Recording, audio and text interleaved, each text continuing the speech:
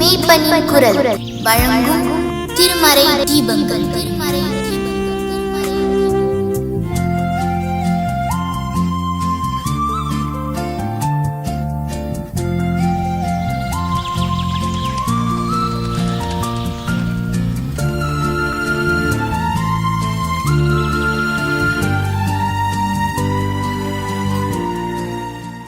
என் காயம் பார்த்திடு என்றீர், உன் காயம் ஆறிடும் என்றீர்.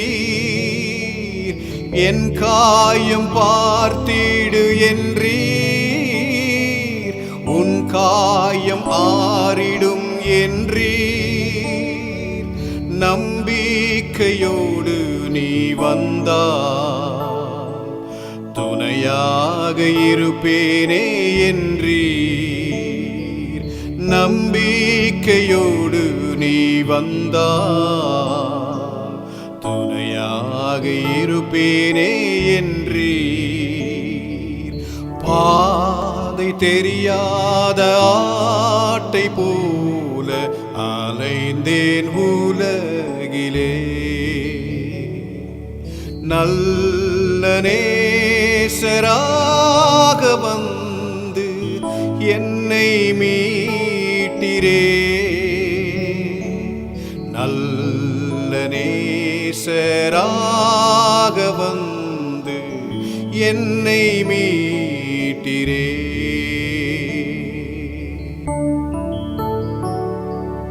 கலங்கினேன், நீர் என்னை கண்டீர்.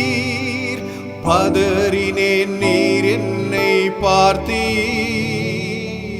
கலங்கினேன், நீர் என்னை கண்டீர். பதறினேன், நீர் என்னை பார்த்தீர். கல்வாரியின் அண்டை வந்தே, பாவம் தீர நான் அழுதேன். கல்வாரியின் அண்டை வந்தே, பாவம் தீர நான் அழுதேன். பாதை தெரியாத ஆட்டை போல அலைந்தேன் உலகிலே. நல்ல நேசராக வந்து என்னை மீட்டிரே. நல்ல நேசராக வந்து என்னை மீட்டிரே.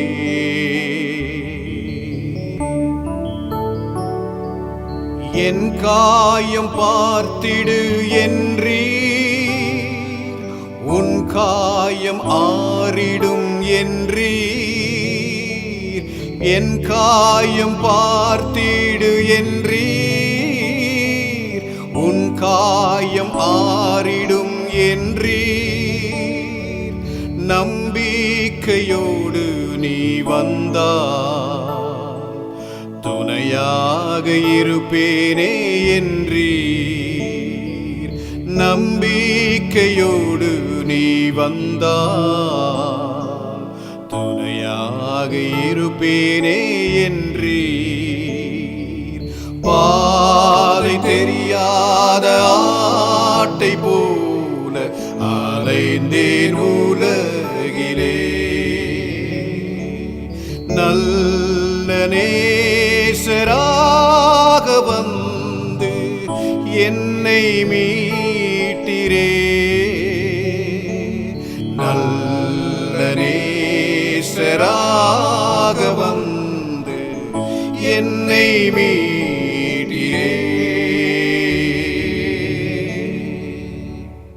உயிர்த்த ஆண்டவருடன் எதிர்பாராத சந்திப்பு. நம்முடைய தியானத்திற்கான ஆதார வசனம் பரிசுத்த யோவான் எழுதின நற்செய்தி நூல் 20ஆம் அதிகாரம் 26ஆம் வசனத்தின் கடைசி பாகம். கதவுகள் பூட்டப்பட்டிருந்தன. அப்பொழுது இயேசு வந்து நடுவே நின்று உங்களுக்கு சமாதானம் என்றார். கதவுகள் பூட்டப்பட்டிருந்தன. அப்பொழுது இயேசு வந்து நடுவே நின்று உங்களுக்கு சமாதானம் என்றார். நம்மிடையே வாழ்ந்து மறைந்த சில அருமையான மனிதர்களை குறித்து நம்மை அறியாமல் உணர்ச்சி வசப்பட்டு நாம் ஒதுர்க்கின்ற ஒரு வார்த்தை, அவர் மரித்து விட்டார் என்பதை நம்பவே முடியவில்லை, அவர் நம்மிடையே இல்லை என்பதை நம்பவே முடியவில்லை என சொல்வதுண்டு. ஆண்டவர் இயேசு கிறிஸ்துவின் சீஷர்கள் அவர் மரித்து விட்டார் என்பதை நம்பிவிட்டார்கள். ஆனால் அவர் உயிர்த்தெழுந்து விட்டார் என்பதை நம்பவில்லை. நாம் என்ன நம்புகின்றோம்? சில மனிதர்கள் இறந்து போனதை நம்மால் நம்ப முடியவில்லை. ஆனால் சீஷர்களுடைய நிலைமையை பாருங்கள். ஆண்டவர் இறந்து விட்டார் என்பதை அவர்கள் நம்பிவிட்டார்கள். அவர் உயிரோடு எழுந்து விட்டார் என்பதை அவர்களால் நம்ப முடியவில்லை. யோவான் எழுதின சுவிசேஷம் 20ஆம் அதிகாரம் 9ஆம் வசனத்திலே அவர் மரித்தோரில் இருந்து எழுந்திருக்க வேண்டும் என்கிற வேத வாக்கியத்தை அவர்கள் இன்னும் அறியாதிருந்தார்கள். அவர் மரித்தோரில் இருந்து எழுந்திருக்க வேண்டும் என்கிற வேத வாக்கியத்தை அவர்கள் இன்னும் அறியாதிருந்தார்கள். அவர்களுக்கு இன்னும் தெரியவில்லை. அவர் உயிர்த்தெழுவார் என்பது அவர்களுக்கு தெரியவில்லை. அதை அவர்கள் நம்பவில்லை. தான் உயிர்த்தெழுந்ததை நம்பாத சீஷர்களை அவர்கள் எதிர்பாராத நேரத்திலே ஆண்டவர் இயேசு கிறிஸ்து சந்திக்கிறார். உயிர்த்தெழுதலுக்கு பிறகு அவர் சந்தித்த எல்லா சந்திப்புகளுமே எதிர்பாராத சந்திப்பு தான். அவரால் எதிர்பார்க்காதபடி சந்திக்கப்பட்டவர்கள் தான் உயிர்த்தெழுதலுக்கு பிறகு அவர் சந்தித்தவர்கள். மகதலேனா மரியாள் தொடங்கி 10 சீஷர்கள், அதை தாண்டி தோமா, அதை தாண்டி பவுல் அப்போஸ்தலன் என யாரையெல்லாம் ஆண்டவர் சந்தித்தாரோ உயிர்த்தெழுந்தலுக்கு பிறகு அவர் சந்தித்த எல்லாருமே எதிர்பாராமல் சந்திக்கப்பட்டவர்கள் தான். எதிர்பாராத நேரத்தில் சந்திக்கிற ஆண்டவர் என்ன செய்கிறார்? அதை தான் இன்றைக்கு நாம் தியானிக்க போகிறோம். எதிர்பாராத நேரத்திலே மனிதரை சந்திக்கிற ஆண்டவர் என்ன செய்கிறார்? முதலாவதாக பூட்டை திறக்கிறார். பூட்டை திறக்கிறார். யோவான் எழுதின சுவிசேஷம் 20ஆம் அதிகாரம் 19ஆம் வசனம். வாரத்தின் முதல் நாளாகிய அன்றைய தினம் சாயங்கால வேளையிலே சீஷர்கள் கூடி இருந்த இடத்தில் யூதர்களுக்கு பயந்ததினால் கதவுகள் பூட்டி இருக்கையில் இயேசு வந்து நடுவே நின்று உங்களுக்கு சமாதானம் என்றார். சர்வ வல்லமையுள்ள ஆண்டவருக்கு திருமறை கொடுக்கிற ஒரு சிறப்பான பெயர் என்ன தெரியுமா? பூட்டுக்களை திறக்கிறவர். பூட்டுக்களை திறக்கிறவர், பூட்டுக்களை உடைக்கிறவர், தாழ்பாள்களை முறிக்கிறவர். இது அவருக்கு தரப்படுகிற சிறப்பான பெயர். 107ஆம் சங்கீதம் 15ஆம் வசனத்திலே இதை நாம் படிக்க முடியும்.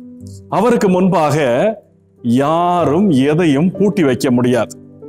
மனிதர்கள் செய்த பூட்டுகளாலும் கதவுகளாலும் இரும்பு தாழ்பாள்களாலும் அவரை தடுக்க முடியாது. அவருக்கு முன்பாக பூட்டுக்கள் எல்லாம் திறக்கும். அவருக்கு முன்பாக கதவுகள் எல்லாம் உயரும். ஆண்டவர் இயேசு கிறிஸ்து தம்முடைய உயிர்த்தெழுதலுக்கு பிறகு பயத்தினாலே கதவுகளை எல்லாம் பூட்டி கொண்டிருந்த சீஷர்களின் கதவுகளை திறக்கிறார். பயம் ஏற்படும் போது மனிதர்கள் முதலாவது செய்வதென்ன? நாம் பயப்படும் போது முதலாவது செய்வதென்ன?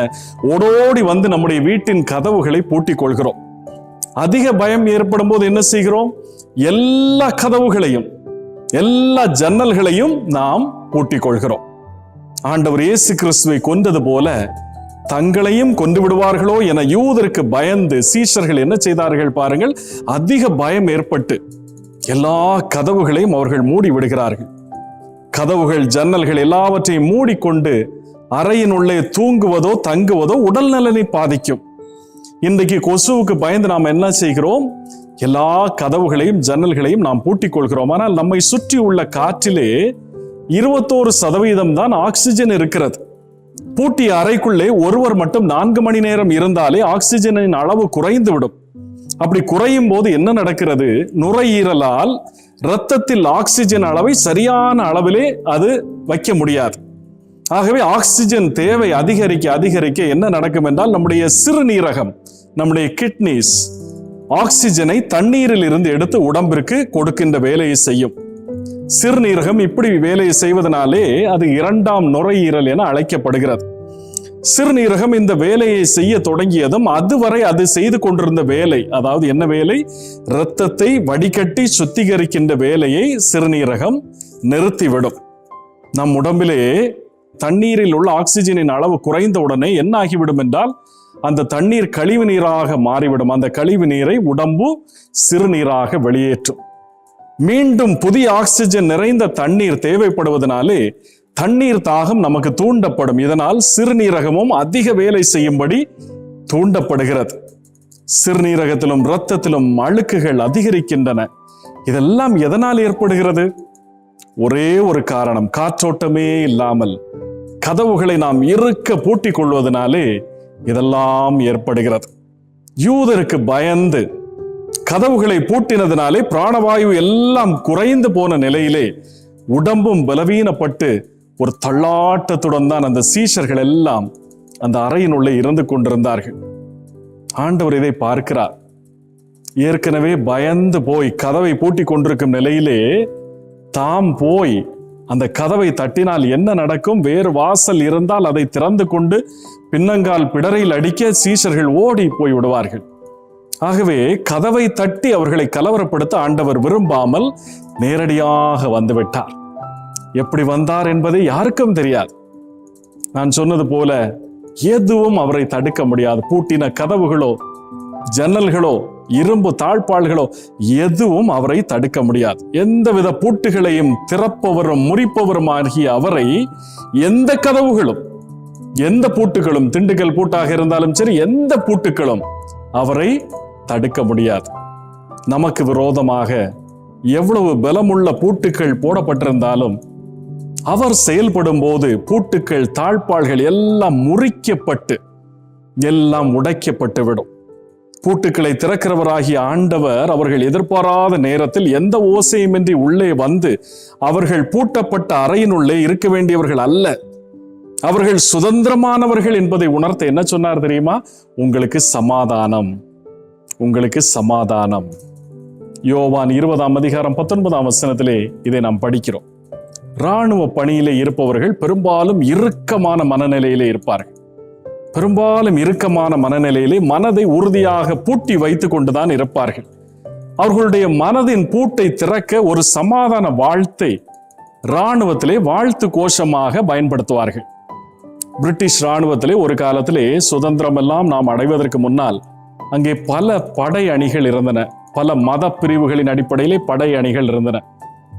இந்துக்களின் படையணி, சீக்கியர்களின் படையணி என பல படையணிகள் பிரிட்டிஷ் இராணுவத்தில் இருந்தன. ஆகவே ஒவ்வொரு படையணிக்கும் ஒவ்வொரு கோஷத்தை வைத்திருந்தார்கள். இன்றைக்கு இந்திய இராணுவத்தின் வாழ்த்தொலி என்னவென்று சொன்னால் ஜெய் ஹிந்த். ஜெய் ஹிந்த் என்றால் என்ன? இந்தியா ஜெயிக்கும், இந்தியா ஜெயிக்கும். ஆண்டவர் இயேசு கிறிஸ்துவின் சமாதான வாழ்த்தும் ஒன்றே ஒன்றுதான். என்ன வாழ்த்து? உங்களுக்கு சமாதானம், உங்களுக்கு சமாதானம் உண்டாவதாக. யோவான் 20:19, யோவான் 20:21. சமாதான வாழ்த்தை சொல்லி பூட்டியிருந்த அவர்களுடைய மனதை ஆண்டவர் திறக்கிறார். அதற்கு பின் வீட்டின் கதவுகள் பூட்டப்பட்டிருந்தாலும் அவர்களுடைய மனதின் கதவுகள் பூட்டப்படவே இல்லை. ஆண்டவர் தமது சமாதான வாழ்த்தினாலே கதவுகளை எல்லாம் திறந்து விட்டார். இரண்டாவது ஆண்டவர் செய்தது என்ன? கண்களை திறக்கிறார், கண்களை திறக்கிறார். யோவான் 20ஆம் அதிகாரம் 20ஆம் வசனம். அவர் தம்முடைய கைகளையும் விலாவையும் அவர்களுக்கு காண்பித்தார். சீஷர்கள் கர்த்தரை கண்டு சந்தோஷப்பட்டார்கள். அவர் தம்முடைய கைகளையும் தம்முடைய விலாவையும் அவர்களுக்கு காண்பித்தார். சீஷர்கள் கர்த்தரை கண்டு சந்தோஷப்பட்டார்கள். ஆண்டவர் உயிர்த்தெழுந்து விட்டார் என்று மகதலேனா மரியாள் போய் சீஷர்களுக்கு அறிவித்தாலும் அவர்கள் நம்பாமல் இருந்தார்கள். ஆண்டவரை யூதர்கள் கொன்று விட்டார்கள் என்னும் எண்ணத்துடனே தான் அவர்கள் இருந்தார்கள். எண்ணங்கள் சுமையானதல்ல, ஆனால் தேவையற்ற எண்ணங்கள் சுமையானது. சீஷர்கள் இருந்த நிலை என்ன நிலை என்று சொன்னால், 2 நிலையை உங்களுக்கு முன்னால் சொல்லலாம். உண்மை நிலை, கருத்து என்கிற நிலை. இந்த 2 நிலைகளிலே சீஷர்கள் கருத்து என்கிற நிலையிலே இருந்தார்கள். கருத்து என்கிற நிலை அது என்ன? உண்மை என்பது மாறாத செய்தி, நடந்த செய்தியை சொல்வது உண்மை. கருத்து என்பது என்ன? ஒருவர் தனது பட்டறிவு, பகுத்தறிவு, கற்ற அறிவு ஆகியவற்றின் அடிப்படையிலே அவருடைய மனதிலே அவராகவே உருவாக்கி கொண்ட ஒரு சிந்தனை தான் கருத்து. உதாரணமாக, ஆண்டவர் உயிர்த்தெழுந்தார் என்பது உண்மை. ஆனால் இந்த பிரதான ஆசாரியர், வேதபாரகர் எல்லாரும் என்ன கருத்தை உருவாக்கினார்கள்? அவருடைய சீஷர்கள் ராத்திரியிலே எதிர்பாராத விதமாக இந்த போர் சேவகர்கள் தூங்கும் போது சீஷர்கள் வந்து அவரை திருட்டுத்தனமாக எடுத்துக்கொண்டு போய்விட்டார்கள். இது யார் உருவாக்கின கருத்து? இந்த வேதபாரகரும் பிரதான ஆசாரியரும் உருவாக்கின கருத்து. உயிர்த்தெழுந்த ஆண்டவரையும் குறித்து இந்த சீஷர்கள், வீட்டுக்குள்ளே பூட்டி கொண்டு இருந்த சீஷர்கள் ஒவ்வொருவரும் ஆளாளுக்கு ஒரு கருத்துக்களை உருவாக்குகிறார்கள். இந்த பிரதான ஆசாரியர், இந்த வேதபாரகர் எல்லாம் சொன்னது போல, ஒருவேளை வேறு யாராவது வந்து அவரை எடுத்துக்கொண்டு போயிருந்தால், அவர்களாகவே கருத்துக்களை உருவாக்கி கொண்டே இருக்கிறார்கள். ஒருவருடைய கருத்து இன்னொருவரால் ஏற்கப்படாமல் மறுத்து உரைக்கப்பட்டதினாலே கருத்து வேறுபாடுகளும் அவர்களுக்கிடையே எழுப்பப்பட்டிருந்தன. ஆண்டவரை நேரடியாக கண்ட 10 சீஷர்களின் கருத்தை தோமா ஏற்றுக்கொள்ளாததினாலே கருத்து வேறுபாடு ஏற்பட்டதை நாம் திருமறையிலேயே வாசிக்கிறோம். உண்மையை எப்படியாவது அறிந்து கொள்ள வேண்டும் என்னும் நோக்கத்திலே ஒவ்வொரு சீஷர்களும் தம் தம் கருத்தை உரிமையோடு எடுத்து சொல்லிக் கொண்டிருந்தார்கள். சில சீஷர்கள் தங்கள் கருத்துரிமையை காப்பாற்ற போராடி கொண்டிருந்தார்கள். இந்த நேரத்திலே தான் ஆண்டவர் அவர்களின் கருத்துக்களின் பிடியிலிருந்து அவர்களை மீட்டு உண்மை என்ன என்பதை காண செய்கிறார். உயிர்த்தெழுதல் என்ற உண்மை அவர்களை பயத்திலிருந்து விடுவித்தது. உண்மை அவர்கள் தலையை உறுதியோடு உயர்த்தியது. தம் கருத்துக்கள் என்னும் குறுக்கும் நெடுக்குமான பரிமாற்றங்களினாலே அவர்களது நட்பும் உறவும் துண்டாடப்படாதபடி சரியான நேரத்திலே ஆண்டவரது தரிசனத்தால் வெளிப்பட்ட உண்மை அவர்களெல்லாம் காத்து கொண்டது. தம்முடைய கைகளையும் விலாவையும் பார்ப்பதற்காக அவர்களுடைய கண்களை ஆண்டவர் திறந்தார். கருத்துக்களால் கட்டப்பட்டிருந்த அவர்களுடைய கண்கள் திறக்கப்பட்டன. குறுகிய வட்டத்திற்குள் அல்ல, சுதந்திரமாக அவர்களுடைய அறிவு செயல்பட வேண்டும் என்று அவர்களுடைய கண்கள் திறக்கப்பட்டன. அதற்கு பிறகு உண்மையின் ஆழத்திலிருந்து வெளிவந்த அவர்களுடைய சாட்சி உறுதியாக இருந்தது. அதன் பின்பு புதிய சிந்தனை, புதிய செயல்கள் என அவர்களுடைய பார்வைகள் எல்லாம் விரிவடைந்து கொண்டே இருந்தன. அவர்கள் கண்களை திறந்த ஆண்டவர் அவர்களை தம்மை போல தெளிவுள்ளவர்களாக, தம்மை போல உறுதி உள்ளவர்களாக மாற்றினார். நாமும் உண்மையினாலே இதுவரைக்கும் விடுவிக்கப்படாமல் கருத்துக்களிலேயும் கருத்து சொல்வோர்களுக்கிடையிலேயும் நாம் சிக்கி கொண்டிருக்கலாம். இதனால் அஞ்சியும் கெஞ்சியும் வாழுகின்ற சூழ்நிலையிலே நாம் இருக்கலாம். நம் வாழ்க்கையிலே ஒரு பிரச்சனை முற்றுகிறது என்றால் அது முடிய போகிறது என அர்த்தம். யூதர்கள் தங்களை தேடிக்கொண்டே இருப்பதனாலே பிரச்சனை முற்றிவிட்டது என சீஷர்கள் நினைத்தார்கள். ஆனால் ஆண்டவர் அந்த பிரச்சனை முற்றுக்கு வருகிறது என்று சொன்னால் அது முடிந்தே போகிறது என்று அவர்களுடைய பயத்தை எல்லாம் உண்மை என்பதன் மூலமாக அவர் நிரூபித்து அவர்களுடைய கண்களை எல்லாம் திறக்கிறார். உண்மை நம்மை விடுவிக்கும்.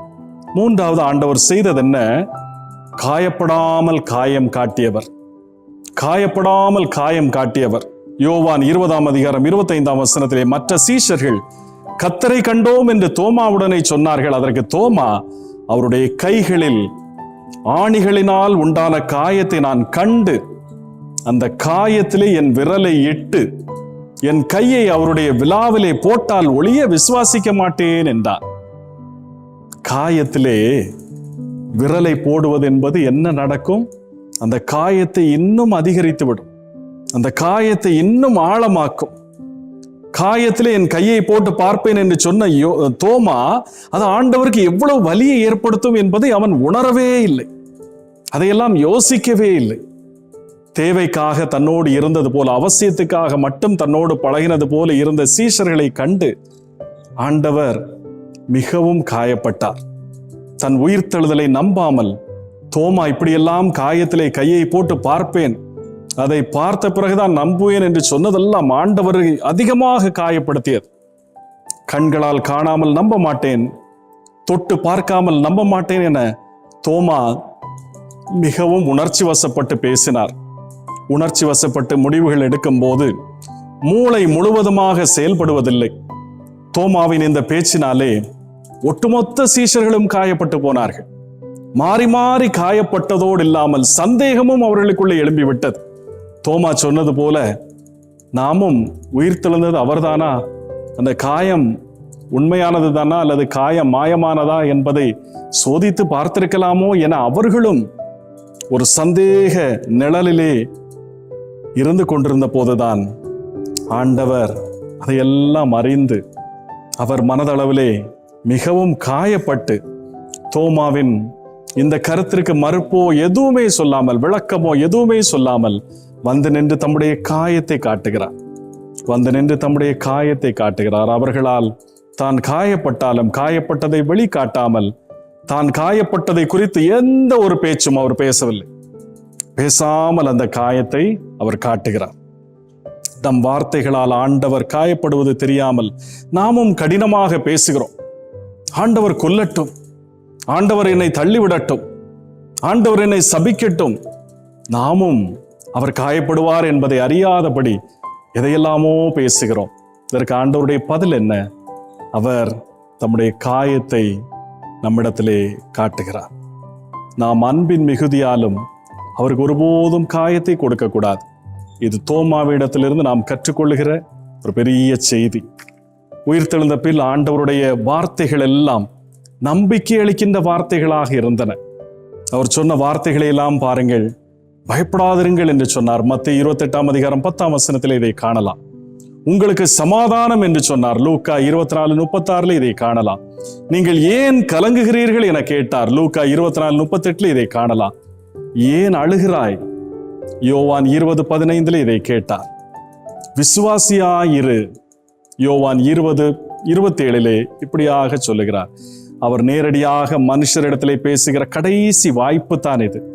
அதிலே அவரிடத்திலிருந்து வெளிவந்த வார்த்தைகள் எப்படிப்பட்டவை பாருங்கள். நம்பிக்கை அளிக்கின்ற வார்த்தைகள். அவர் நம்பிக்கை அளிக்கும் வார்த்தைகளை பேசினார்.